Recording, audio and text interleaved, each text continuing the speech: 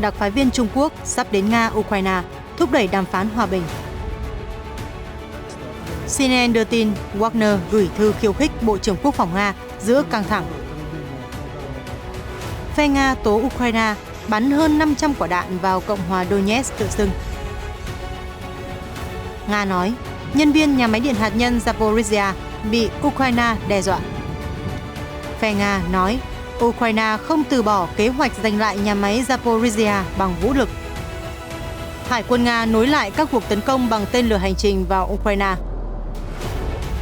Đại sứ Mỹ kêu gọi Hàn Quốc lên tiếng chống lại chiến dịch quân sự của Nga. Một số tin tức đáng chú ý khác, Bộ trưởng Nội vụ Thổ Nhĩ Kỳ cáo buộc Mỹ can thiệp vào bầu cử. Trung Quốc tăng cường chiến thuật vùng xám, triển khai hàng chục máy bay xung quanh đảo Đài Loan. Tất cả sẽ được gửi tới quý vị ngay sau đây.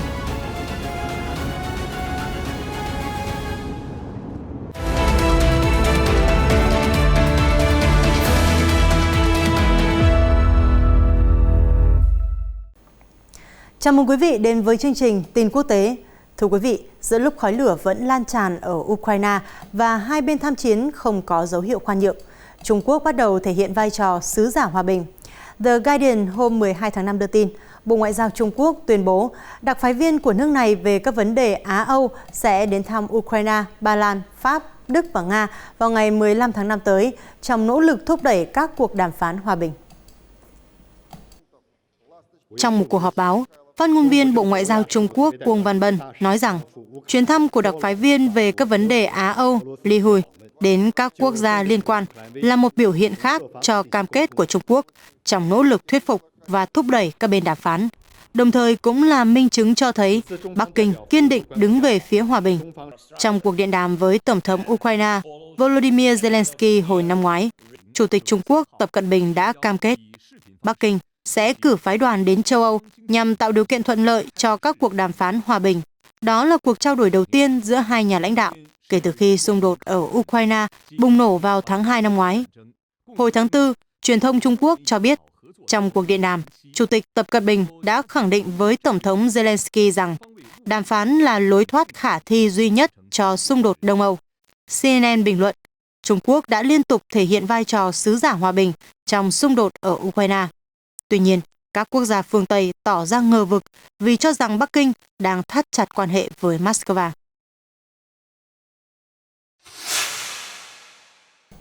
Giữa lúc đó, nhiều diễn biến cho thấy hiềm khích trong nội bộ Nga ngày càng nghiêm trọng. Ông trùm lính đánh thuê Wagner Yevgeny Prigozhin hôm 12 tháng 5 đã mời Bộ trưởng Quốc phòng Nga đến thăm và đánh giá tình hình ở tử địa Bakhmut, nơi Moscow nỗ lực bao vây trong suốt nhiều tháng. Lời mời trên được CNN đánh giá chẳng khác nào một động thái khiêu khích mới và đầy mỉa mai của ông Prigozhin đối với khả năng lãnh đạo cuộc chiến ở Ukraine của Điện Kremlin. Trong nội dung được đăng tải trên tài khoản mạng xã hội của mình, ông Prigozhin đã chia sẻ bức thư gửi tới Bộ trưởng Quốc phòng Nga Sergei Shoigu. Trong đó ông viết, tôi yêu cầu ông đến khu vực mà lực lượng bán vũ trang của Nga đang kiểm soát ở Bakhmut và tự mình đánh giá tình hình. Trước đó, ông Prigozhin đã liên tục phàn nàn về việc các chiến binh của ông bị bỏ rơi trong tình trạng thiếu hụt đạn dược. Lãnh đạo Wagner đã đổ lỗi cho Bộ Quốc phòng Nga và không ngần ngại chỉ đích danh những người phải chịu trách nhiệm là Bộ trưởng Quốc phòng Shoigu và tướng Valery Gerasimov, chỉ huy chiến dịch quân sự đặc biệt của Nga ở Ukraine. Những ngày gần đây, ông trùm Wagner tiếp tục nêu thông điệp khó chịu khi các chiến binh của mình phải đối mặt với những thương vong nặng nề và những khu vực đang nắm giữ ở Bakhmut dần rơi vào tay Ukraine. Trong bức thư gửi ông Shoigu, ông Prigozhin có nội dung cập nhật tình hình. Hiện tại, lực lượng Wagner đã kiểm soát được hơn 95% khu dân cư ở Bakhmut và tiếp tục tiến hành các cuộc tấn công để hoàn thành kiểm soát thành phố. Trong khi đó, Ukraine cũng thành công triển khai nhiều đòn phản công vào các bên sườn của Bakhmut, nơi có lực lượng vũ trang Nga đóng quân.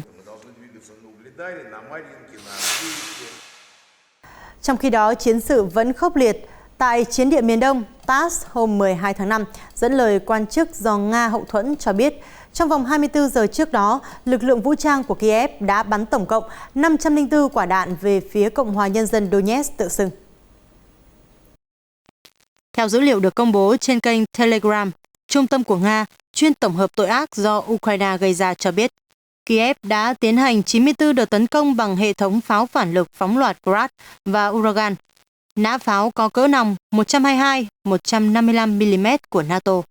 Các đòn công phá đã nhắm vào 11 khu vực sau liên hoàn đòn giáng, 44 công trình nhà ở và 8 cơ sở hạ tầng dân sự bị phá hủy, 1 người thiệt mạng và 15 người khác bị thương. Cộng hòa Nhân dân Donetsk tự xưng thuộc vùng Donbass đã được Nga tuyên bố sát nhập vào tháng 9 năm ngoái, bất chấp Ukraine và phương Tây kịch liệt phản đối.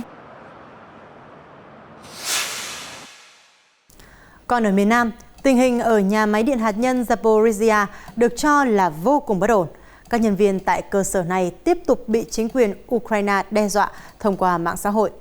Ông Vladimir Rogov, một quan chức cấp cao của chính quyền khu vực Zaporizhia do Nga bổ nhiệm, chia sẻ với Sputnik News hôm 12 tháng 5. Ông Rogov nói rằng các nhân viên của nhà máy điện hạt nhân Zaporizhia đã bị đe dọa công khai thông tin cá nhân trên mạng xã hội. Ngoài ra, họ cũng bị dọa, hứng đòn trả đũa hoặc bị sát hại. Những nỗ lực dọa dẫm đó được tiến hành cả công khai lẫn riêng tư thông qua ứng dụng tin nhắn. Theo ông, tất cả đều là hành động cực đoan của chế độ Kiev nhằm làm tê liệt hoạt động tại nhà máy điện hạt nhân Zaporizhia. Dù vậy, vị quan chức khẳng định cơ sở điện hạt nhân vẫn tiếp tục hoạt động bình thường. Ông cũng lưu ý không có hoạt động sơ tán nào diễn ra tại nhà máy như Ukraine công bố. Nằm ở tả ngạn sông Dnipro, nhà máy Zaporizhia là cơ sở điện hạt nhân lớn nhất châu Âu về số tổ máy và sản lượng điện. Nơi này đã bị Nga kiểm soát trong giai đoạn đầu bùng nổ chiến dịch quân sự. Kể từ đó, nhà máy liên tục bị không kích, khiến quốc tế lo ngại khả năng xảy ra thảm họa hạt nhân. TASS hôm 12 tháng 5 cũng dẫn lời cố vấn của lãnh đạo công ty điện hạt nhân Nga Rosneft, ông Renat Khacha, nói rằng Ukraine đang nói dối với cộng đồng quốc tế khi vờ rằng họ không muốn giành lại nhà máy điện hạt nhân Zaporizhia bằng vũ lực. TASS cho biết, ông Piotr Kotin, lãnh đạo công ty sản xuất điện hạt nhân của Ukraine Energoatom, nói rằng quân đội Ukraine sẽ đặt nhà máy điện hạt nhân Zaporizhia ra ngoài kế hoạch phản công của mình, tránh nguy cơ cơ sở này bị phá hủy. Theo ông, Kiev có kế hoạch bao vây thị trấn Energoada, nơi đặt nhà máy, và cắt đứt tuyến đường phía nam nối đến bán đảo Crimea. Đánh giá bình luận trên, ông Renat Khacha cho biết, tôi muốn nói rằng ông Putin đưa ra tuyên bố trên nhằm mục đích tung tin sai lệch, đánh lạc hướng Nga, đồng thời thể hiện hình ảnh tốt đẹp đầy giả tạo trước cộng đồng quốc tế, rằng họ luôn quan tâm tới an toàn hạt nhân. Ông Khacha gay gắt chỉ ra, cách đây vài tháng, Kiev đã xem việc pháo kích vào cơ sở điện hạt nhân là bình thường. Trong cuộc phỏng vấn với Bloomberg hồi tháng 1, ông Putin cũng ủng hộ việc giành lại nhà máy Zaporizhia bằng vũ lực. Vậy mà giờ đây, họ giả vờ rằng an toàn hạt nhân là một trong những ưu tiên của mình. Trên thực tế, ý tưởng sử dụng vũ lực nhắm vào cơ sở này đã nằm trong ý định của chính quyền Ukraine và phương Tây. Thực chất, đối với Kiev và phương Tây, an toàn hạt nhân không là gì cả. Họ chỉ thể hiện quan tâm bằng những lời lẽ tốt đẹp nhưng sáo rỗng, cố vấn của công ty Rosneft chỉ ra.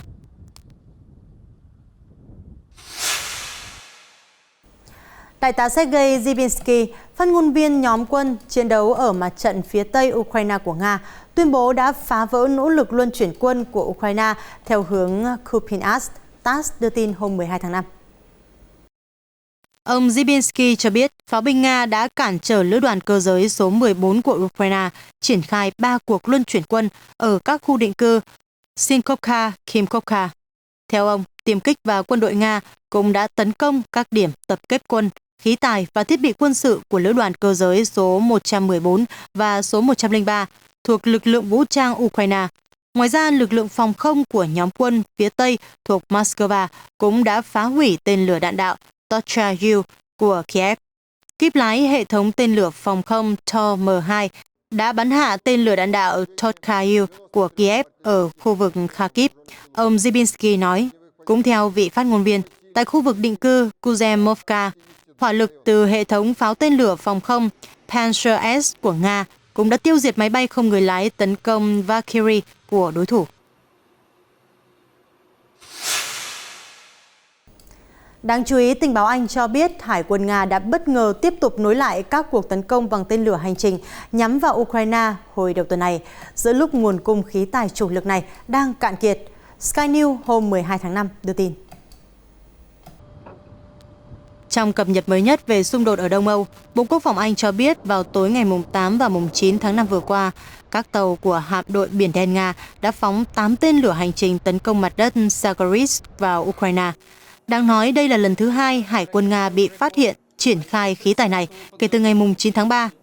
London bình luận, cho đến tháng 3 năm 2023, Hải quân Nga đã thường xuyên phóng các tên lửa Zagaris. Tuy nhiên sau đó Moscow dường như tạm thời ngưng sử dụng những vũ khí này, dành thời gian bổ sung kho dự trữ. Bộ Quốc phòng Anh cũng bình luận rằng Nga đang đối mặt với tình huống khó để xác định nên sử dụng bao nhiêu vũ khí nói trên, trong khi tên lửa hành trình tấn công mặt đất vốn được Moscow xem là một khí tài quan trọng trong mọi cuộc xung đột với NATO. Về ngắn hạn, Nga có vẻ như xem các tên lửa nói trên là nguồn sức mạnh chính để tấn công sâu vào lãnh thổ Ukraine, từ đó phá vỡ cuộc phản công tiềm tàng của đối thủ. Tuy nhiên về mặt chiến lược, các tên lửa Zagaris và những tên lửa hành trình tấn công mặt đất khác sẽ đóng vai trò quan trọng trong cuộc xung đột với NATO, phía London phân tích. Ngoài ra, theo Bộ Quốc phòng Anh, việc sử dụng nguồn khí tài khan hiếm và đắt đỏ này là một trong hàng loạt điều khó xử đối với các chỉ huy Nga giữa lúc chiến sự ở Ukraine kéo dài hơn dự định.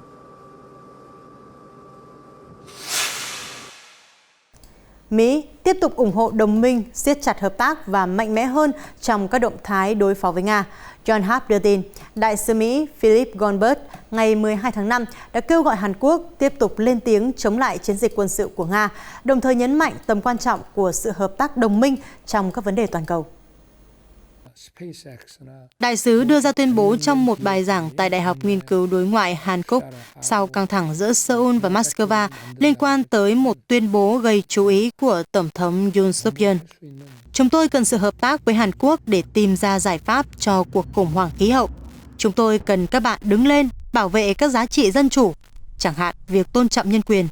Và chúng tôi cần các bạn tiếp tục lên tiếng chống lại cuộc chiến của Nga ở Ukraine. Đại sứ Goldberg cho hay. Tiếp đến, ông ca ngợi chính phủ Hàn Quốc vì đã hỗ trợ nhân đạo cho Ukraine và thực hiện các biện pháp trừng phạt đối với Nga.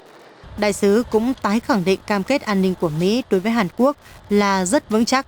Hồi tháng trước, trong một cuộc phỏng vấn với Reuters, Tổng thống Yoon suk yeol cho biết Hàn Quốc có thể mở rộng hỗ trợ cho Ukraine vượt ra khỏi viện trợ kinh tế và nhân đạo nếu Ukraine bị tấn công dân sự quy mô lớn.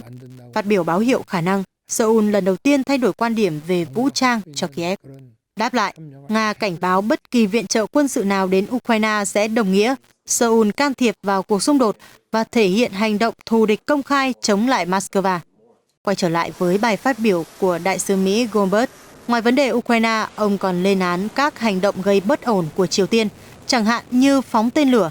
Ông nói rằng Bình Nhưỡng đang sử dụng các nguồn tài nguyên khan hiếm để phát triển vũ khí hủy diệt hàng loạt, thay vì quan tâm tới người dân. Tuy nhiên, ông cho biết, ngoại giao là con đường duy nhất để đạt được một bán đảo Triều Tiên an toàn và ổn định, không có vũ khí hạt nhân. Đại sứ cũng nhắc về hội nghị thượng đỉnh Mỹ-Hàn. Để đảm bảo, chúng ta sẵn sàng đối phó với bất kỳ mối đe dọa nào. Các tổng thống của hai nước đã công bố một diễn đàn mới để thảo luận toàn bộ khả năng phòng thủ kết hợp, bao gồm phòng thủ hạt nhân, phòng thủ thông thường và tên lửa. Ông Goldberg nói, đề cập đến tuyên bố Washington được thông qua tại Hội nghị Nhà Trắng.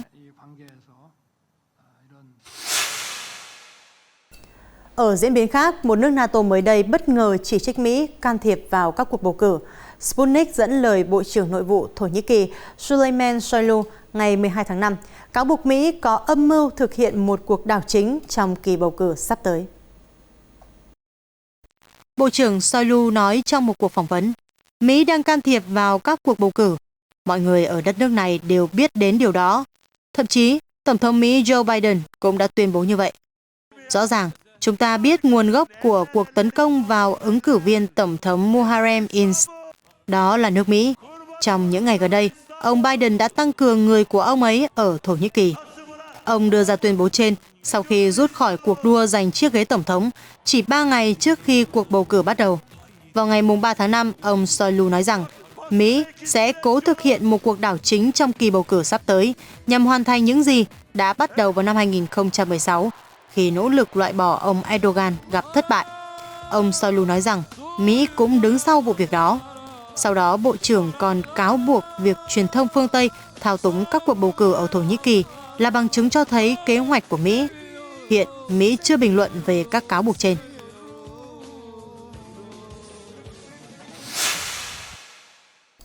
Sau nhiều năm quan hệ lạnh nhạt, Nhật Bản và Hàn Quốc gần đây đã nối lại hoạt động ngoại giao con thoi cùng nhiều chuyến thăm cấp cao. Đáng chú ý, hai nước cũng thể hiện thiện chí hợp tác ở những lĩnh vực gây tranh cãi. Các quan chức Bộ Ngoại giao hai nước ngày 12 tháng 5 đã tổ chức một cuộc họp tại Seoul để thảo luận về việc cử các chuyên gia của Hàn Quốc tới nhà máy điện hạt nhân Fukushima. Phía Nhật Bản có đại diện là vụ trưởng vụ giải trừ quân bị, không phổ biến hạt nhân và khoa học, ông Kaifu Asushi.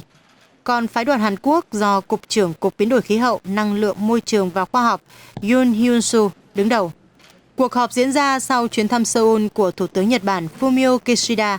Ông đã thảo luận về các vấn đề khu vực với Tổng thống Hàn Quốc Yoon Suk Yeol. Hai nhà lãnh đạo nhất trí cho phép các chuyên gia của Seoul kiểm tra việc xả nước thải từ nhà máy điện hạt nhân Fukushima, vấn đề gây tranh cãi và khiến người dân Hàn Quốc lo ngại về tác động môi trường.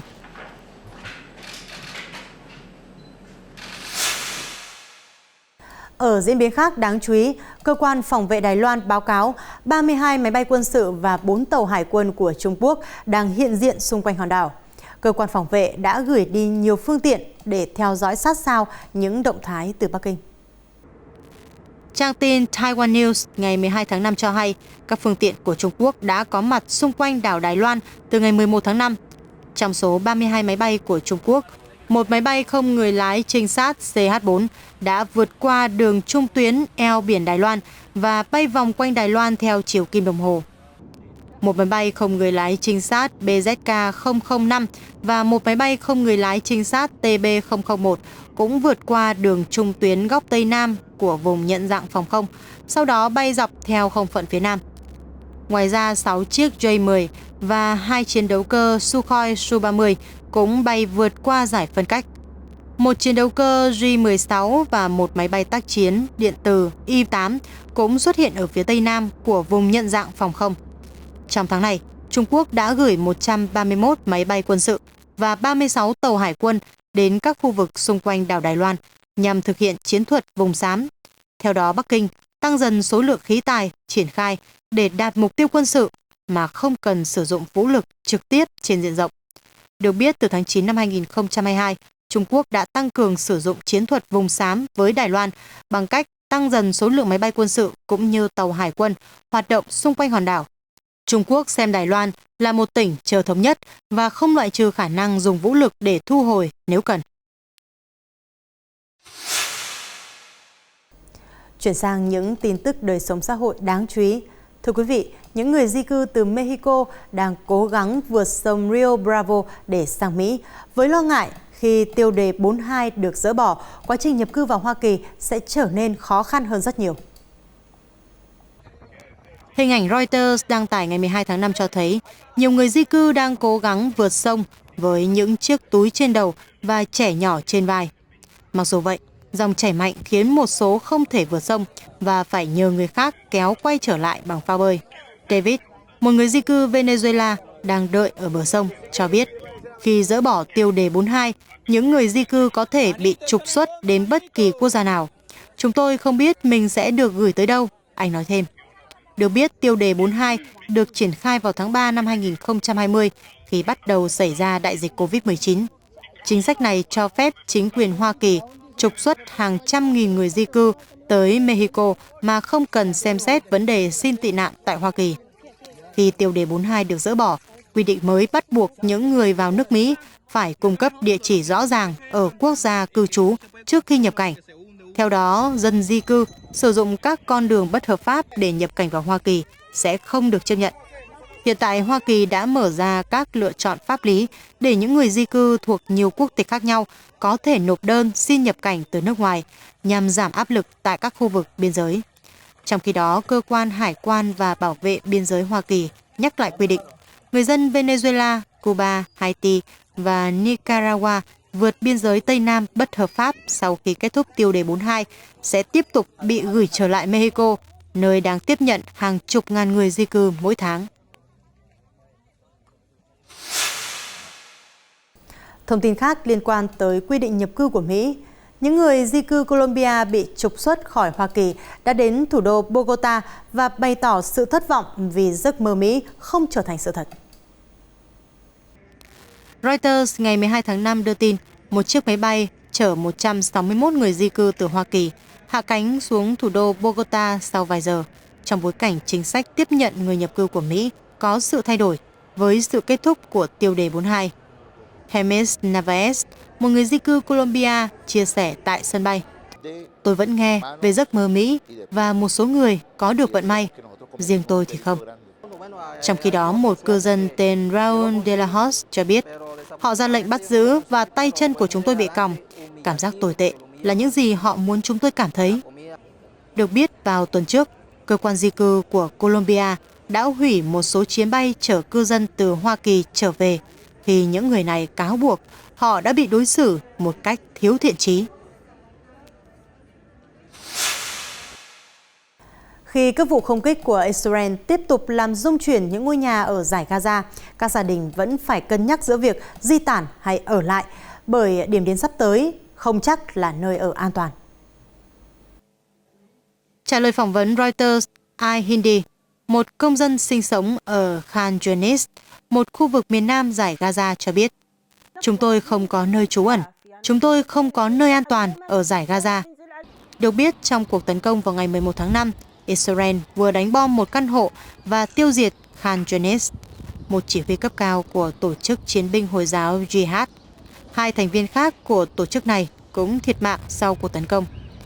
Các quan chức y tế Gaza cho biết có ít nhất 25 người Palestine, bao gồm phụ nữ và trẻ em, đã thiệt mạng sau các đợt tấn công của Israel từ ngày 9 tháng 5.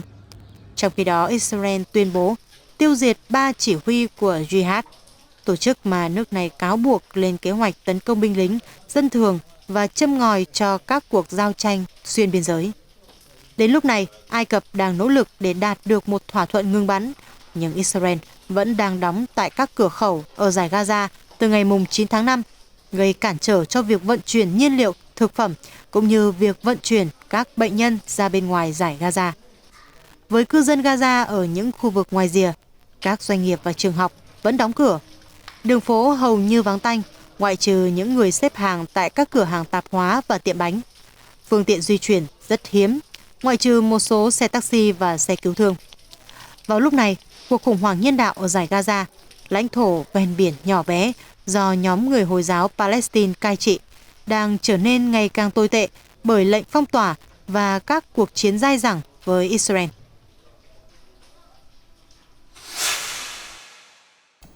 Còn tại Pakistan, những người ủng hộ cựu Thủ tướng Imran Khan đã tập trung ra đường và cùng nhau ăn mừng trên các con phố khi Tòa án tối cao ra lệnh trả tự do cho ông trong ngày 11 tháng 5. Reuters cho hay, luật sư của cựu Thủ tướng Imran Khan cho biết Tòa án Pakistan đã đảo ngược tất cả thủ tục pháp lý chống lại ông và yêu cầu cựu Thủ tướng cần phải trình diện trước Tòa án tối cao Islamabad trong ngày 12 tháng 5. Trước đó, ông Imran Khan bị bắt giữ trong ngày 9 tháng 5 với cáo buộc lừa đảo đất đai. Trong trường hợp bị kết tội, ông Imran Khan sẽ không được giữ chức vụ công và mất cơ hội khi cuộc bầu cử tại Pakistan sẽ được tổ chức vào tháng 11. Tuy nhiên, vụ bắt giữ vị cựu thủ tướng khiến phong trào biểu tình lan rộng khắp Pakistan và làm nhiều người thương vong. Chính phủ đã phải dùng tới lực lượng quân đội để lập lại trật tự, làm trầm trọng thêm tình trạng bất ổn ở quốc gia đang gặp khó khăn bởi khủng hoảng kinh tế. Được biết, cáo buộc lừa đảo đất đai là một trong hơn 100 cáo buộc chống lại cựu Thủ tướng Imran Khan, sau khi ông bị lật đổ khỏi vị trí thủ tướng bởi một cuộc bỏ phiếu bất tín nhiệm vào tháng 4 năm 2022. Sau khi rời khỏi vị trí thủ tướng, ông Imran Khan không có dấu hiệu rời khỏi chính trường, mặc dù từng bị thương sau một vụ tấn công vào tháng 11 năm trước, khi ông dẫn đầu một cuộc tuần hành tới Islamabad kêu gọi sớm tổ chức tổng tuyển cử.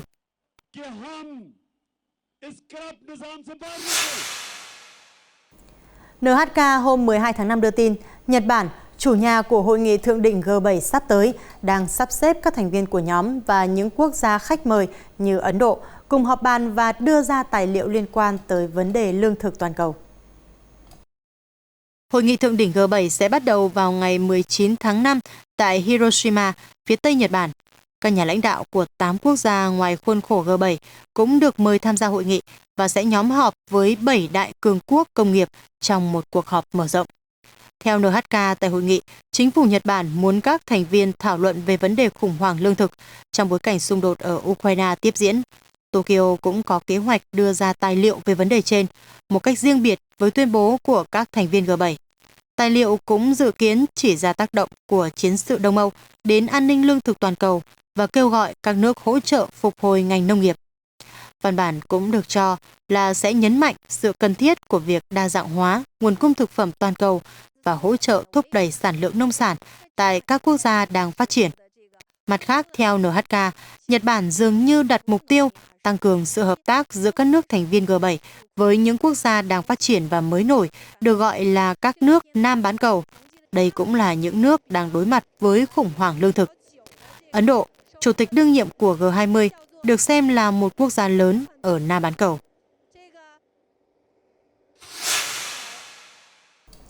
Liên quan tới dịch COVID-19, NHK hôm 12 tháng 5 cho biết, Mỹ không còn đặt nặng các quy định phong tỏa, đeo khẩu trang bắt buộc và giãn cách xã hội. Nước này đã chuyển sang ứng phó với dịch bệnh trong một tâm thế mới, với việc chấm dứt tình trạng cảnh báo khẩn cấp về sức khỏe cộng đồng do COVID-19.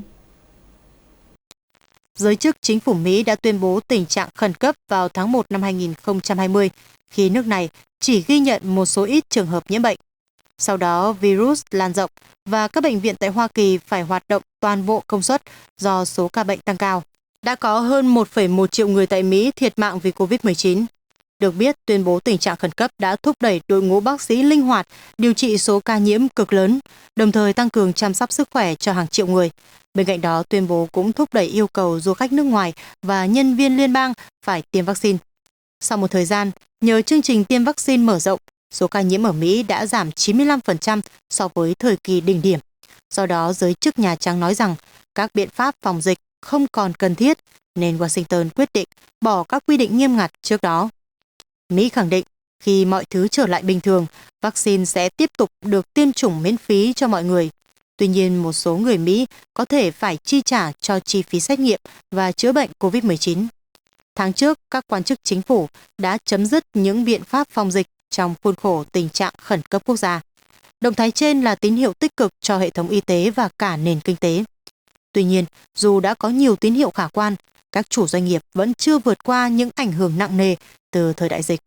Jeffrey Lapadula, quản lý của một nhà hàng chia sẻ, dù gì, đó cũng chỉ là một sự điều chỉnh, nó chỉ đem đến môi trường kinh doanh khác mà thôi. Ông Lapadula cho biết thêm, doanh nghiệp của ông đã mất nửa khách hàng vào thứ Hai và thứ Sáu mỗi tuần do nhiều người vẫn đang làm việc tại nhà. Quyết định kết thúc các biện pháp phòng dịch được Mỹ đưa ra sau khi Tổ chức Y tế Thế giới WHO công bố COVID-19 không còn là tình trạng khẩn cấp y tế toàn cầu.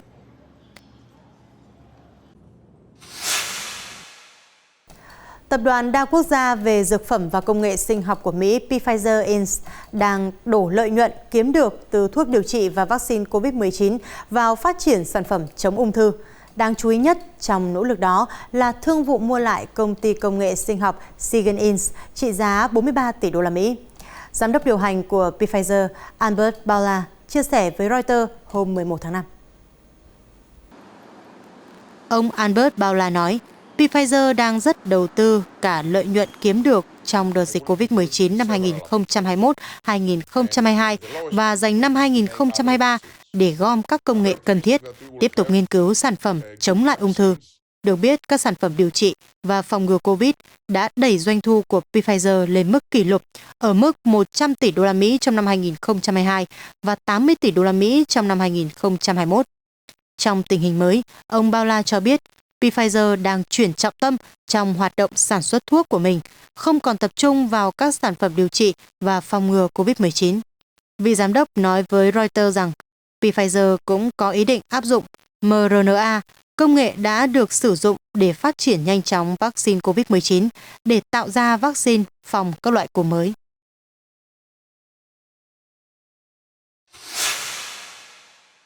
Còn tại Nam Phi, Tổng thống Cyril Ramaphosa đã bác bỏ việc chính phủ thất bại trong nỗ lực ngăn tình trạng ngắt điện diễn ra, làm tê liệt nhiều hoạt động trên cả nước.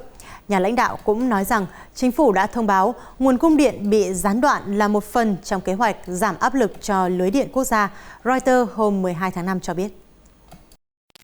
Nền kinh tế công nghiệp phát triển nhất châu Phi đang trải qua thời kỳ thiếu điện đỉnh điểm. Nhiều hộ gia đình và doanh nghiệp bị mất điện trong hơn 10 ngày. Trong khi đó, nhà máy năng lượng nhiệt than Eskom liên tục ngừng hoạt động do hỏng hóc. Các chuyên gia tin rằng tình trạng trên sẽ tồi tệ hơn khi Nam Phi bước vào mùa đông với hình thái thời tiết cực kỳ khắc nghiệt của Nam bán cầu, bất chấp chính phủ ông Ramaphosa liên tục cam kết sẽ ổn định hệ thống năng lượng quốc gia bằng cách sửa chữa các nhà máy nhiệt điện than và tìm nguồn cung cấp điện mới. Trong một phiên chất vấn với các nhà lập pháp, Tổng thống Ramaphosa nói rằng chúng ta không quên nhiệm vụ của mình. Ông dẫn chứng việc Nam Phi đã đem về nguồn năng lượng khẩn cấp, chỉ ra nhiều nước đã triển khai các tàu năng lượng. Đồng rand và trái phiếu của Nam Phi đang chịu áp lực lớn khi các nhà đầu tư có tâm lý lo lắng do cuộc khủng hoảng năng lượng hiện nay.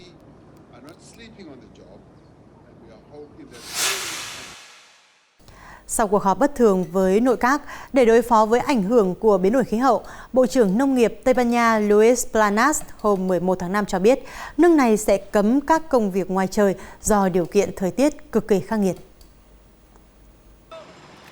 Lệnh cấm được đưa ra khi cơ quan thời tiết quốc gia AEMET đưa ra cảnh báo khẩn cấp về thời tiết cực đoan, có nơi mức nhiệt lên tới 39 độ C. Theo Reuters, quyết định trên sẽ ảnh hưởng tới các công việc phải làm ngoài trời như quét dọn đường phố, xây dựng và trồng trọt. Bước đi này là một phần trong các gói biện pháp mà chính phủ thông qua vào hôm 11 tháng 5 để đối phó với tình trạng hạn hán kéo dài đang càn quét nhiều nơi ở Tây Ban Nha. Chính phủ cũng đã quyết định chi tổng cộng 2,19 tỷ đô la Mỹ để giảm bớt tác động từ quyết định trên. Bộ trưởng Luis Planas cho biết, chính phủ muốn giảm áp lực cho người dân giữa đợt hạn hán tồi tệ. Tuy nhiên, ông lưu ý, mặc dù áp lực đã giảm, nông dân vẫn còn gặp khó khăn do giá nguyên liệu nông nghiệp đầu vào gia tăng. Từ đầu năm đến nay, Tây Ban Nha đã ghi nhận 11 ngày nóng hơn ngày thường, gấp đôi con số thường thấy trong cả năm. Tin tức vừa rồi cũng đã kết thúc bản tin ngày hôm nay. Cảm ơn quý vị đã quan tâm theo dõi. Xin kính chào và hẹn gặp lại trong các chương trình lần sau.